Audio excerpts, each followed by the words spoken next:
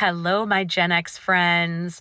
I want to share with you something today. If I can give you some help of any kind, one thing that you can do to help yourself feel better and to go on any kind of healing journey, whether it's emotional, physical, whatever it is, the one thing that you can do, and it's free, right? It's January, so everyone's like, go to the gym and buy this food and do that and do this. I'm going to tell you something that's absolutely free. And I was reminded of this by somebody who was in the comments of my last video about things to stop doing in 2025. And I appreciate the person who commented about this because I think it's the most underrated form of self-care and of healthcare out there. And it's been talked about for decades. It's been around forever. It's talked about over the decades, but I think it's mostly associated, at least when we were younger as Gen Xers, it was associated with yoga or Buddhism, or you had to be a monk, or it was just sort of like a silly, superficial woo-woo thing that people did if they were belonging to some kind of other group or religion. And that's meditation. I think meditation is one of the most important things you can do for your mental and physical health.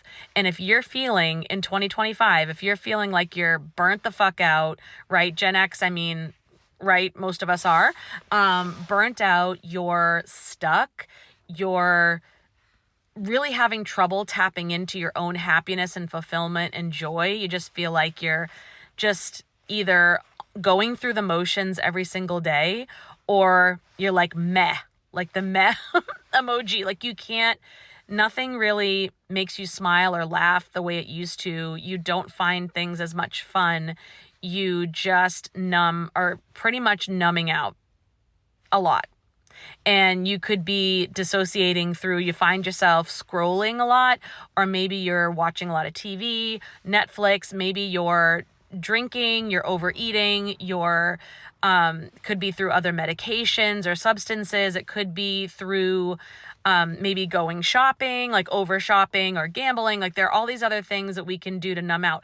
Sometimes we can even overdo things that are good for us in the name of like numbing out and dissociating, which could be you're working out, overdoing it with the workouts. Maybe you're overworking, period. You're a workaholic. Whatever it may be, or getting into in an endless loop of getting into relationships that are not good for you, drama, attracting all kinds of drama. And I say this, like as somebody who's been there with you, like I went through like all of those things, right? Except for, fortunately, never went through like an alcohol or drug problem, but everything else as far as like drama, relationships, maybe shopping to when I shouldn't have, just to like make myself feel better, or get over scrolling, shit like that.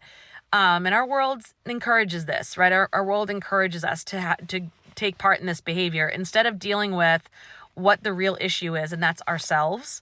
That's our own self-awareness. That's our own healing that might need to be done. And Gen Xers, I know a lot of y'all are jaded and you're cynical. Like you don't want it. I don't want to go through healing. That stuff's stupid. I don't want to waste my time going through whether it's therapy or healing or whatever it might be.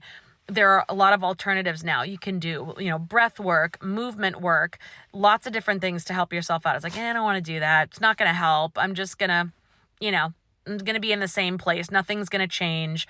Or I don't want to get into that silly, like woo-woo, airy-fairy stuff. And I'm here to tell you that put all that aside for a second. I'm inviting you to sort of suspend all your judgment around any kind of healing and ask yourself, are you really feeling the way you want to feel?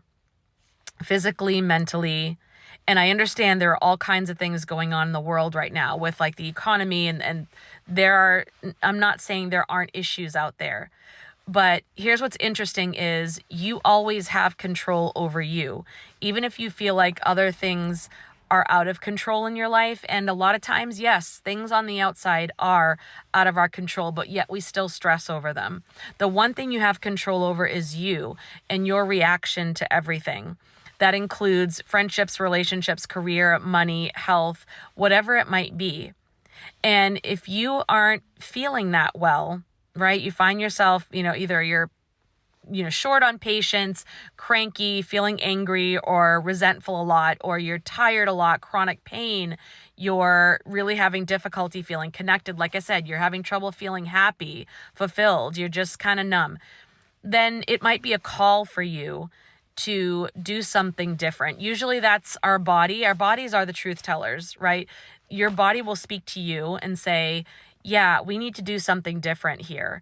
And it's inviting you to think differently, because usually we could take all the action in the world, but if we don't change the way we think or change the thoughts that we're telling ourselves, then things just go right back to the way they were. It's kind of like that syndrome where somebody might win the lottery and then they're broke again within a year. Because even though you might gain something, you might change some habits, we tend to go right back when, well, right now, like the New Year's resolutions, we tend to go right back if we haven't done the mindset work. So I want to ask you, if what you're doing right now was working, you probably would feel differently. You wouldn't feel so tired, exhausted, cranky. You might be in a better financial position. You might have a job or a career that feels better for you. You might have more connected and fulfilling relationships, right? So wouldn't it just benefit you to do something differently and start with how you're thinking? And that involves a lot of times even clearing out a lot of the noise and the clutter that's in our head all the time. Like we're oversaturated in our world, we're overstimulated. So I invite you to try meditation. If you haven't done it already, if you are, that's awesome. And some people will say meditation can be anything. It can be doing something you really enjoy. Like if you love gardening, if you love swimming or running, if you love walking your pet, something that makes you feel good, like you're in the present moment, you're there and you're enjoying yourself. It's like time flies by. Like when I play pickleball, like 2 hours goes by like that. I'm so into it and I'm so fully present. And that's what part of what we want meditation to do, is bring us into the present moment. But I would say those things are great. Do those things that you enjoy that make you feel like time is flying by, because that's going to help your soul. But also, I say in now 2025, silent meditation, there's a need for that now more than ever. And you don't have to do it for hours. You don't have to sit there and, put your fingers in a mudra and chant Om. Even though transcendental meditation, yes, you have an anchor phrase that you repeat because it keeps your mind present and from wandering off. But I would still try being completely silent, because we are in this world of constant noise and oversaturation. Even if you only do it for 2 minutes, just sitting quietly at a time that works for you. This is not meant to be something heavy to add to your already long to-do list. It's going to feel like, oh God, I don't have time. Take the time. I don't care if you're on the toilet.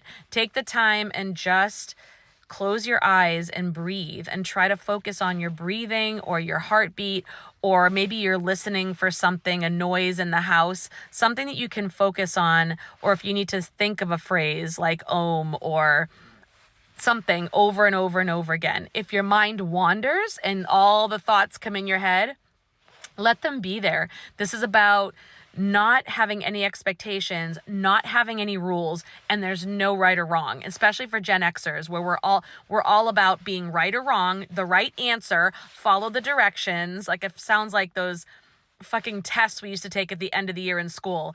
Pick up your pencil when it's time and don't go ahead, fill in the little circle and all this other stuff. Like this, there's no rules. There's no right or wrong. No one's judging you. You can't screw this up. You just need to try to sit quietly for 2 minutes. And if your mind wanders, let the thoughts be there and thank them for being there and let them go. Try to do this for yourself. It lowers your stress levels. It helps your body, like just physically, chemically, it helps you. And it's going to allow you to be fully present and just there for you for a couple of minutes. And sometimes you never know what may happen when you decide to get quiet, and what inspirations, forgotten hopes and dreams, or I don't know, sometimes even the resolution to a problem that's been on our mind comes in all of a sudden when we're doing something totally unrelated. But don't expect anything. This is not about expectations. It's about just being there for you and giving yourself that quiet time. I invite you to try this today. Let me know in the comments if you're already doing it or if you try it and how it goes for you.